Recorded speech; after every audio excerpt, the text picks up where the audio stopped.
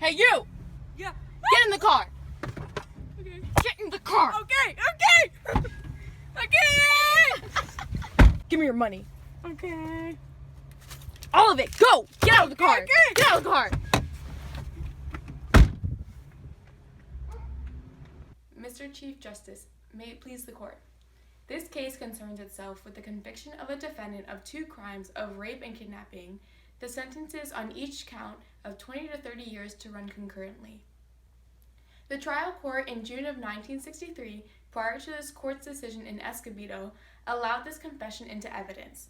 After this court's decision in Escobedo, the conviction and the admission of the confession was still unjustly affirmed into evidence. This court has granted us review. The facts in this case indicate that the defendant was 23 years old of Spanish-American extraction.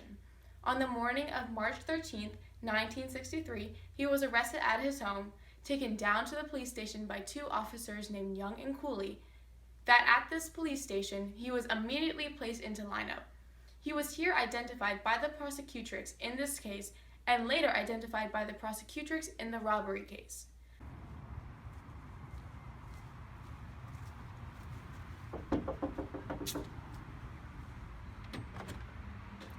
We're looking for Ernesto Miranda. That's me. Why? Sir, we're gonna need you to come down to the police station with us. Why? We just need to ask you some questions. It's him. Immediately after the interrogations, he was taken into the police confessional at approximately 11:30 a.m., and by 1:30 p.m. they had obtained from him an oral confession. Why am I here? I just have a couple of questions to ask you. But why? Am I in trouble? Not yet. So, where were you on March 3rd in the early morning hours? What? Where were you on March 3rd? Did you kidnap her? Did you rob her? Did you rape her? What? Did you rape her? I have evidence. I know it's you. Don't act dumb. I'm not stupid. I know it's you. Did you rape her? Listen, I'm not dumb. The description matches. Your license plate even matches. Last chance. Where were you March 3rd in the early morning? I don't know. Last chance. Where did you take her? Okay, fine, I did it. I kidnapped her, took her to the Arizona desert, and raped her. Where did you take her after? I dropped her off a couple blocks near her home and threw her out. I took her money. He denied his guilt, according to the officers, at the commencement of the interrogation, and by 1:30 he had confessed. At no time during the interrogation and prior to his oral confession was he advised of his rights to remain silent, his right to counsel, or of his right to consult with the counsel. Nor indeed was such the practice in Arizona at that time as admitted by the officers in their testimony.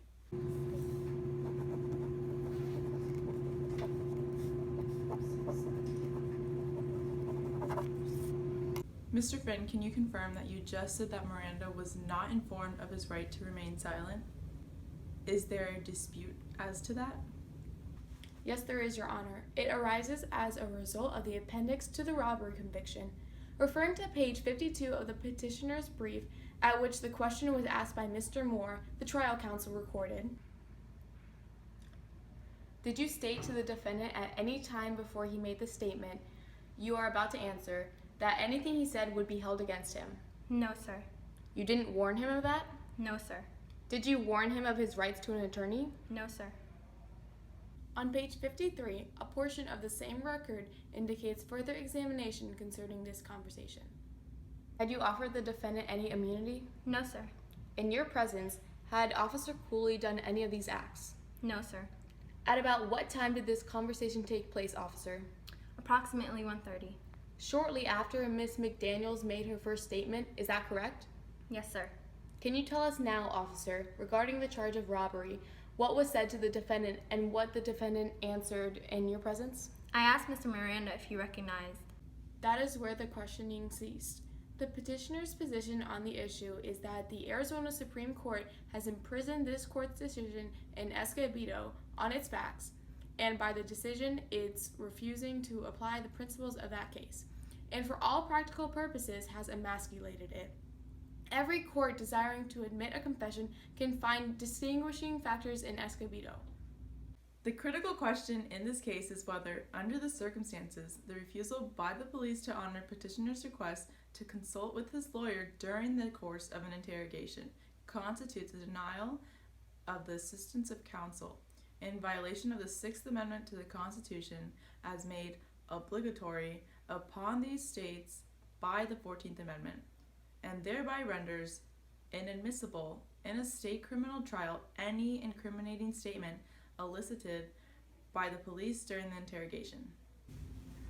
Under the present state of the law in Arizona, if he knows the man has the right to exercise the Fifth Amendment if he is rich and educated enough to assert his right, and if he recognizes that he has a Fifth Amendment right to request counsel.